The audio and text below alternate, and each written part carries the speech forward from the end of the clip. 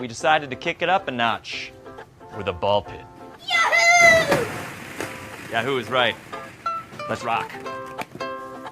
Who doesn't love a good trash fire? There's no better way to keep warm during those long winter months than by huddling up close and watching the combustion take place before you. And conventions, well, they fit the bill. Now, there are a myriad of them for almost every subject you could imagine. They come and go all year round. And every once in a while, once in a blue moon, you'll come across a convention that devolves into complete and utter madness. And that insanity could include a whole host of things, from furries throwing shit-filled nappies onto people's Subarus, to fat tumblerettes swimming in piss-filled ball pits. But it takes a special kind of retard, I'm talking special ed levels of stupid, to fuck a convention up before it even begins.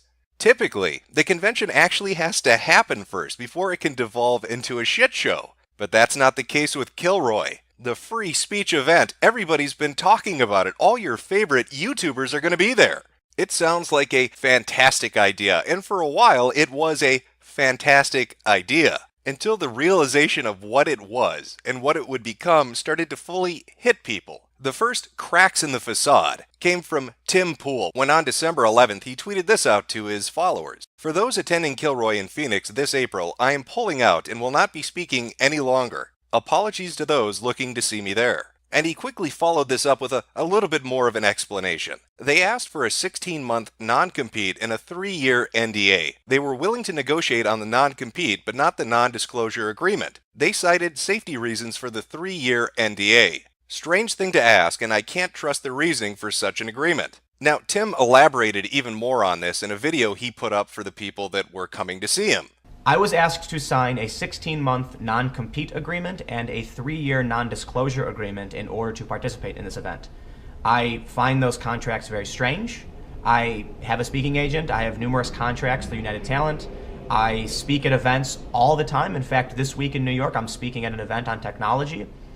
This is not standard. This is not normal. And I was not given an adequate reason as to why any of these provisions, any of these agreements were asked to be signed. And Tim wasn't alone. Other people that were scheduled to speak said they had issues with the non-disclosure agreement as well. Thing's a farce. I mean, the majority of the headliners there, actually all of them have spoken in various locations before. Never in my life, I mean, I've been given contracts, but I've never been given an NDA non-compete that spans several years to a 100-mile radius. I mean, that's cuckoo banana cakes. Now, the big motivator for Tim as to why he put the tweets up and the video up was to explain to the people that might have pre-purchased tickets or donated money to come see him. He wanted to explain to them why he wasn't going to be there. People donated and were expecting to see me there. I'm obligated to inform them I will not be. People asked why I wasn't going, and I told them. I've kept a lot private here, but I'm willing to publish everything if people are not satisfied. Well, as it turns out, not everybody was completely satisfied. In particular, the organizer of the event. It isn't strange to ask. It's standard practice. I was clear that I'm not willing to risk the anonymity of dissidents whose lives are at risk for attending and speaking at Kilroy. Calling me out in public isn't going to compel me to bend on this. No one called you out. I'm obligated to inform people that thought I was going that I will no longer be there. But it gets stranger still. One of the featured speakers on the Kilroy page, an account called Harambe Desserts, had this to say: Tim Pool is not an ally to ex-Muslims, and he is going around bad-mouthing and lying about Based Mama, who is an ex-Muslim too. On that fact alone and his lies, he is despicable. Hate though? He is just a stupid ass. Not worth hating at all. I don't know about that. All I see is people mocking an NDA that protects ex-Muslims. I mean, how much of an ass butt do you need to be? I don't trust that dude, Tim Pool, as far as I can throw him. He obviously is shady and selfish as anything for making a big deal out of the NDA. I'm fairly certain Tim Pool doesn't know who he's fucking with. Neither did I when I responded to this insane bullshit calling him a bad ally for having issues with an NDA contract, because I received this response: dude is in for a rude awakening with us. Oh yes. Don't ever fuck with ex-Muslims. You will regret it. Don't fuck with us. You're gonna regret it. I wonder what she meant by that.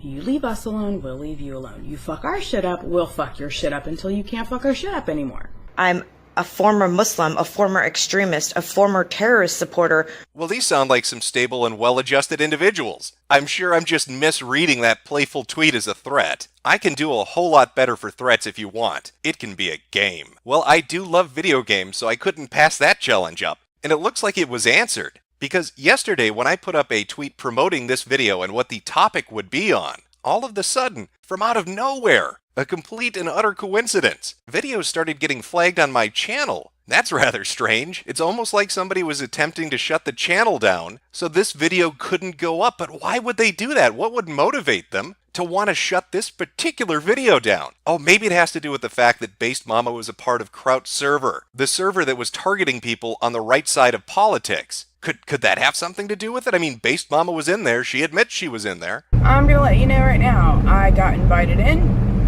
and then I just never left. And good old Halal Desserts here, well, she was somewhat related to it as well. If you remember back when JF's video was flagged for playing audio that was leaked from the server Trout had, she tweeted this out. I have no idea what I flagged. I hope it was real juicy. Ah ha ha ha ha ha ha ha. So we have two individuals directly related to the Kilroy event, one of them the organizer of it, another her good friend and featured speaker at the event, both related to a server which was doing some rather underhanded things. And mysteriously, when I announce my videos coming out, I start getting videos flagged on my account. Really gets that fucking noggin jogging, doesn't it? But I guess I'm getting intellectually checkmated here. This is some 4D chess shit. I'm dealing with intellectual giants. Because my IQ is extremely high.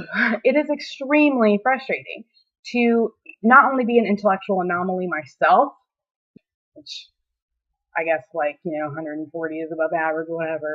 Most well-known and credentialed scientists of this YouTube community. But apparently that enormous IQ, it just wasn't enough. People began to either pull out or they were pushed out of the event. The list is so goddamn long that you'd have a better chance naming the people that are still coming rather than the ones that dropped out. Tim Pool, Dave Cullen, Faith Goldie, James Alsep, Andrew Torba, Brittany Pettibone, Millennial Woes, Nick Monroe, Andy Worski and Chris, Peter Sweden, Baked Alaska, Lauren Southern. The names go on and on and on. But that's just petty ego. I mean, that's what Mundane Matt told me. These people are just too full of themselves. That's the issue. And then, of course, Sargon dropped out. I haven't been following the recent drama with Kilroy too closely, but I'm going to pull out of it anyway. It seems to be mismanaged. I put $250 into it, but I don't expect to get that back. Fucking Sargon of Akkad with his goddamn ego issues, huh, Matt? Oh, I'm sorry, what's that? Did you change your position all of a sudden? Matt, is Sargon being a drama whore for pulling out since you said this is mostly an ego thing? With Sargon, I'm not too sure. So would I do it? Would I do it? And I have Andy, come on. Andy, come on. Quick, somebody send this clip to V. He's always getting accused of being the Sargon of Akkad dick rider. It looks like he's got a little competition for the job. Well, goddamn, that's a lot of people getting kicked out or dropping out. But was it all because of contracts? Was it all because of the non-disclosure agreement and the non-compete that Faith Goldie and Tim Pool talked about? Well, no, there were a whole host of other issues. People were complaining that they weren't getting their emails answered. They were being ignored. We were getting ignored. A lot of the concerns were getting ignored until it was put in front of the public. I'm sorry. That's not a fair representation. They weren't being ignored. So I sent an email to Based Mama. I say, hey, some weird stuff is going on over there, y'all. What is going on? Oh, my buddy's getting disinvited. We can't talk about what we want to talk about. James now, his picture's gone. What's going on, guys? Fill us this in. And I get a response email that is completely blank from Based Mama's account.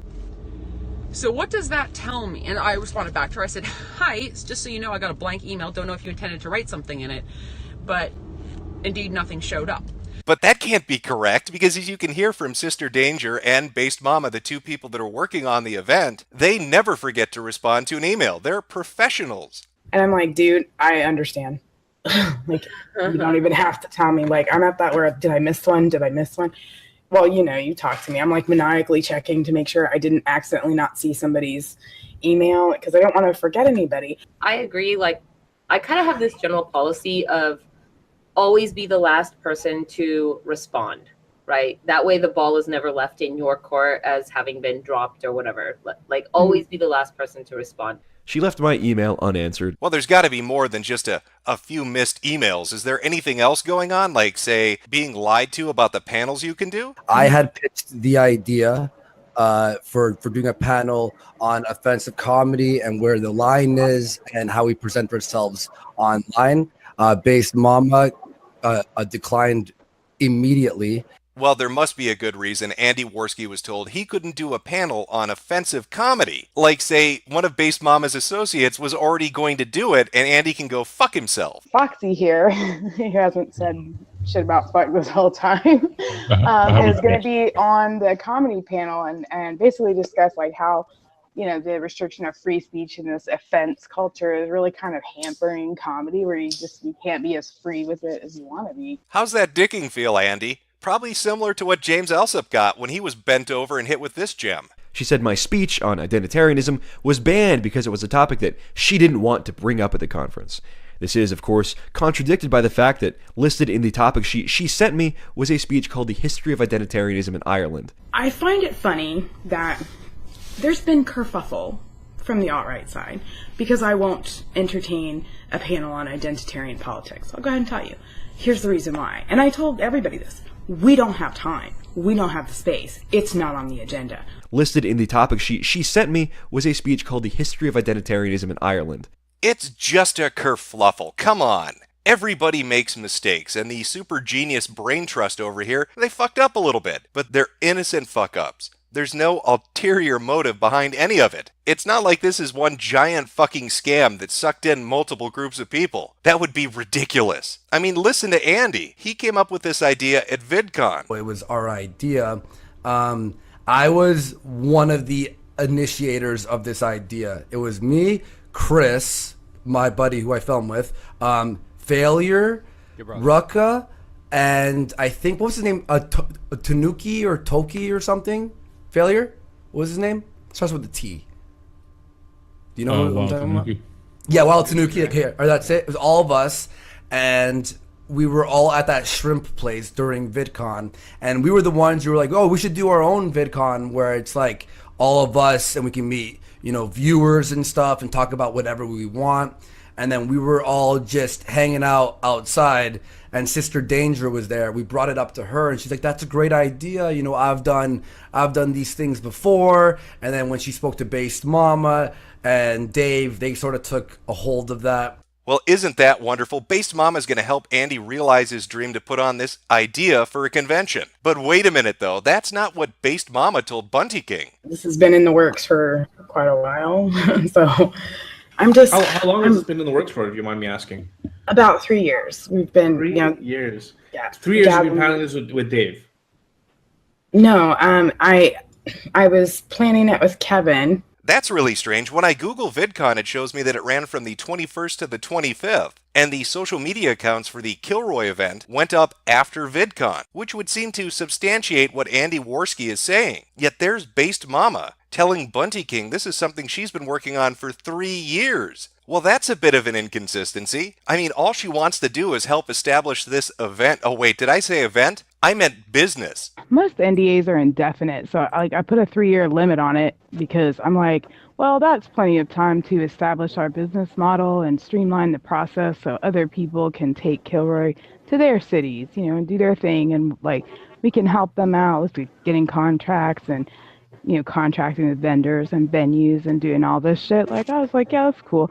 Like, we had a fucking plan. It wasn't like we just pulled this shit out of our asses. Yeah, let's franchise that fucker out. Hey, let's take it even further. How about some trademarks and copyrights? What we could do is trademark our brand for Kilroy was here. Hell, even throw in a few employment NDAs and non-disclosure agreements.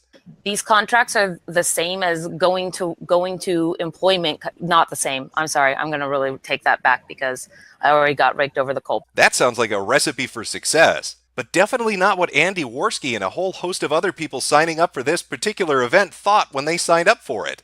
Oh, God, I'm getting so sleepy here. I'm just going to stop thinking about it. I don't want my ego to get in the way. Hey, guys, let's go take a nap. Anybody else getting tired? I mean, all that matters at the end of the day is that business loan gets taken care of. So when I go into these places 6 months ago, trying to secure spots, they're like, we want a deposit now. So I took out a loan to put down the deposits. So wow. I'm into this shit for like $30,000 already. Oh, wow. I didn't know that.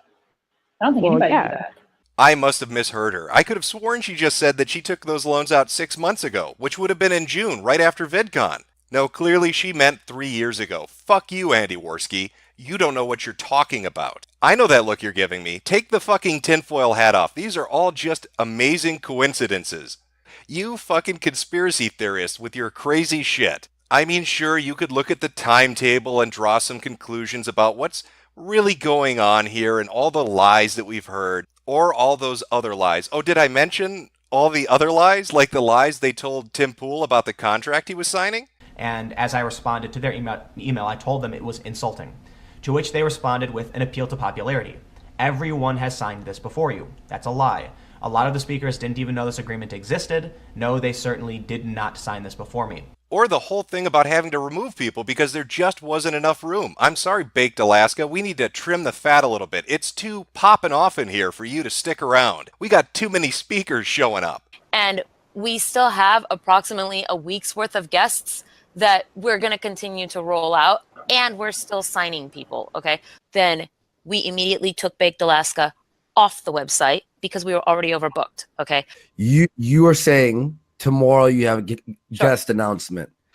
Yet when Baked Alaska, you said that there was a scheduling conflict. Yeah, you guys are overbooked. Already full. And now you're still adding people to the roster when you already told people that you were overbooked.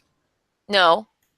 That's not a good look. That was a lie that was caught in the very same fucking stream later on. And in other streams too. I'm sure he'll put together an email for you. Are all the panels already scheduled out with all the people that are coming, or?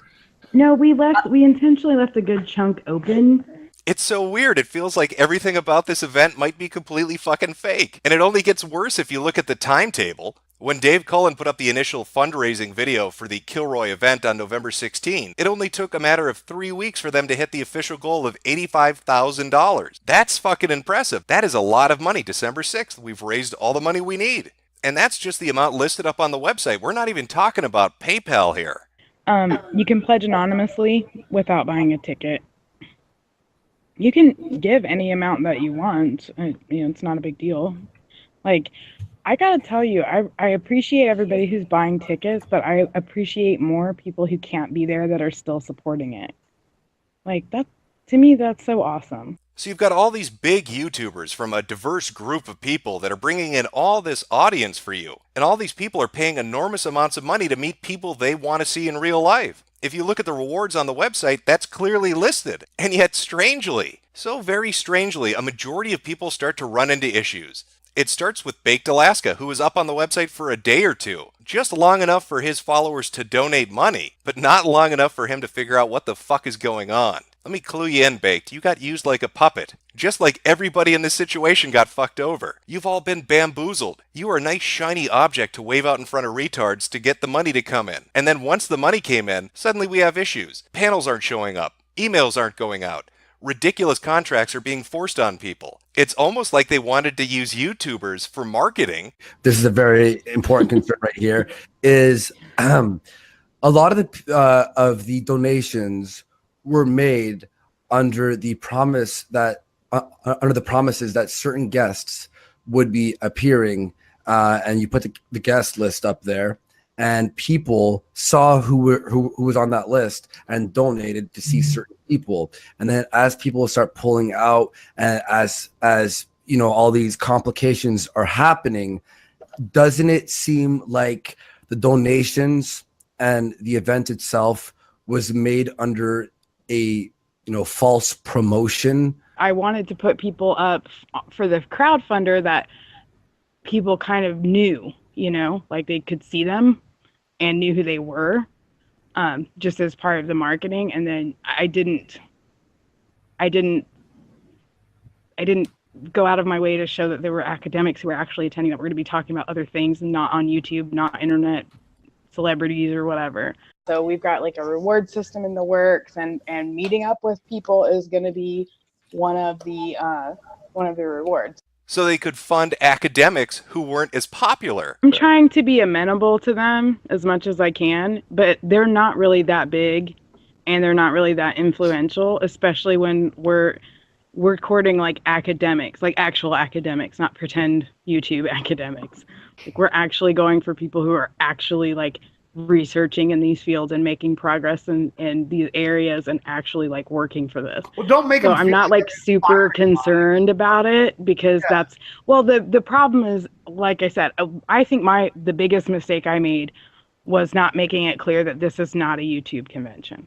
And a lot of, like, we can't list a lot of people that are on there that are very left-leaning because they're a fucking security risk.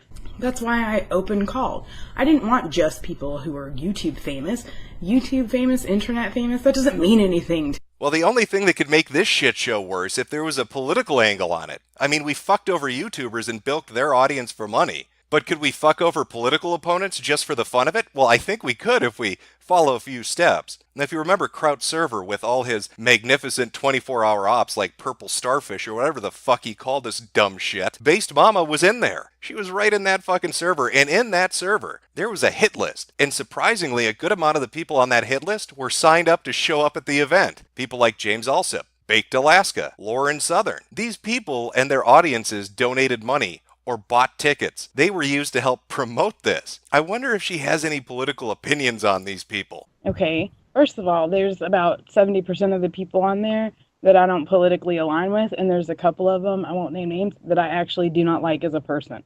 I think it'll be great to kind of bring social justice back to where it's supposed to fucking be. Yeah, I agree. Girl power. Let's bring social justice back to where it needs to be. Fuck those white nationalists. But don't fuck their money. We need their money. We have a $30,000 business loan to pay off and trademarks to apply for. Well, Jim, that doesn't prove any malice on her part. Well, as she said, she is Kilroy. Because at the end of the day, Kilroy is just me. And the Kilroy social media page that's up only has like 130 tweets. So it's really weird then, isn't it, that a social media account used to promote a free speech event would be retweeting Trout and T advertising his dirty tricks server. If she's calling the shots, and this is her event, and her event is officially promoting him by retweeting him on their official fucking account, raises a few questions, doesn't it? It's a twofer, really. You get a bunch of gullible YouTubers to promote your event, which you let them think is actually their event, but you have no real intention of ever letting them show up and speak. Now, you go about this by a myriad of different ways, by making panels inaccessible, losing emails, creating contracts which are just purely ridiculous in the hopes that it will drive them away or anger them, to make room for all those top-tier intellectual academics that you've always dreamed of gathering together in one place to have 48 panels on Muslim this and Muslim that. And you also get to take all this money from right-wing sources which you disagree with, people you find abhorrent, and then basically just throw them off the website. Kick them off, remove their name, it doesn't matter, you've already got the cash. Sometime last week, I was dropped from the Kilroy speakers list without notice. That's how you know you're dealing with true professionals. Seems pretty cut and dry to me. For that 3-week period of fundraising, there weren't contracts sent out. There weren't NDAs discussed. Everybody seemed to be taken by surprise at the very end, after the money was gathered. Then, once the money was in that bank account, suddenly we have issues. Suddenly we need to clear some room, make some space for the important people, not you fucking YouTubers. You don't matter. But hey, you've still got things to look forward to at Kilroy. I mean, sure, Sargon's not going to be in the ball pit. That's a bit disheartening. I think we all really wanted to see him just swimming around in his natural environment, but sadly that's just not going to happen. But at least he can show up for the fights. The good old fisticuffs. I'm talking Jeff Holiday throwing down with Coach Red Pill. Can you just not be a pussy about it? You know something? I'm going to go to the Kilroy event. Okay, good. Come to the Kilroy event. I'm going to go to the Kilroy event, and I'm going to look you up. When you find me at Kilroy, that you were just saying, Coach, that you come find me at Kilroy, what are you going to do when you find me? You're going to give me a big old sloppy kiss? You'd love that, wouldn't you? Oh, yeah. I love older men. So what are you going to do? You saying you're going to come and you're going to find me at Kilroy. What are you going to do? We're going to have a chat? You're going to buy me a burger? You'll be talking, but I won't be talking much, probably. Okay.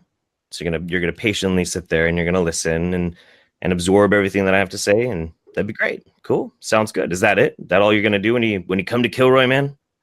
Or Johnny Fox taking on Mundane Matt. Here's the I know I thought this. Like, here's the thing, Johnny. You want to have this conversation in person, dude? I'm all for it. Get your ass to Phoenix in fucking April. For whether you're going to Kilroy 1 or Kilroy 2, whatever Andy's making. Why don't you come on out? Why don't you come on out? Come on out. Why am I Come on out, sir. That's my suggestion. Come on out. Come on out. Come on, let's have a conversation. Come on, get on that plane, Johnny. Get on that Iron Horse. Get your ass out to Phoenix. Come on. That sounds like some good old fun. Who doesn't want to watch people beat the shit out of each other? This sounds like a fantastic event. And hopefully, Kilroy's a great success for them because they're going to need the money, with breaking the law and all. Oh, did I forget to mention that part? You know that 3-week crowdfunder they had where they had a ton of people's names up, raising money to show up at the event, and how they sent contracts out after that, after December 6th, after the money had been raised? Turns out that might have been completely fucking illegal. Don't take my word for it.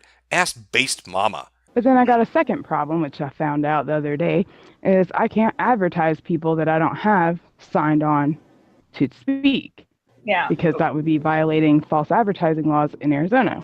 So if I'm understanding this right, she's basically admitting that she illicitly raised $85,000. Brilliant.